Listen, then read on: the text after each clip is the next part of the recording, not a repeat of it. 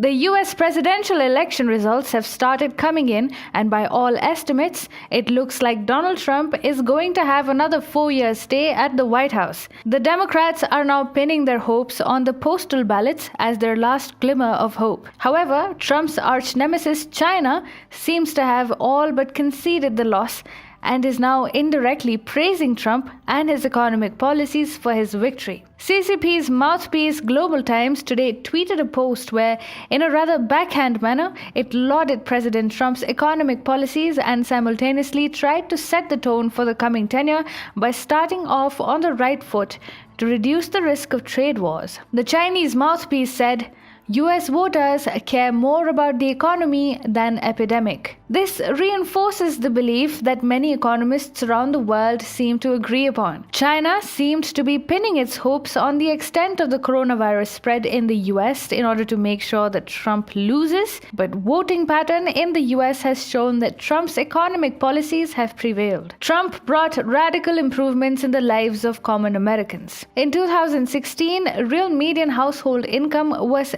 $62,898, just $257 above its level in 1999. Over the next 3 years, it grew almost $6,000 to $68,703.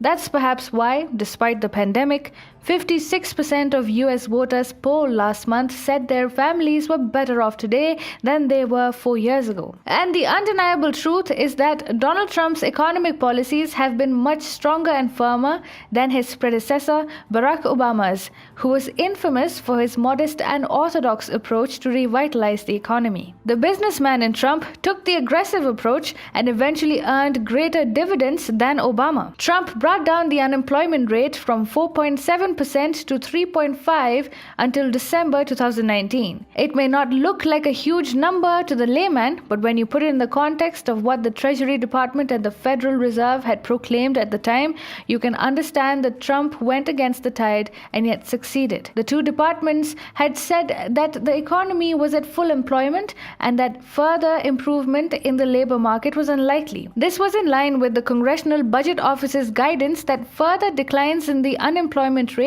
would push the economy beyond its sustainable capacity. But Trump somehow managed to bring down the unemployment rate. However, the upshot of the article is the sudden change in the stance of Global Times. A day prior to the D-Day, Global Times, which so far had batted for the Democrats and Joe Biden vehemently, had given indications that it had lost hopes of Biden creating any magic. The publication, in a rather defeated manner, had remarked, "China will focus on its own development and will not put huge expectations on Donald Trump or Joe Biden to fix the bilateral ties." And therefore, this tweet is merely an extension of their lost will. While Global Times kept a balanced view on the results, contrary to its usual hullabaloo, it didn't shy away from taking a potshot at the liberal intelligentsia of America that once again has been found with its pants down. With a Trump win highly likely, China and Xi Jinping are drowning in the misery that they would have to bear the brunt of Trump's ruthlessness for another 4 years.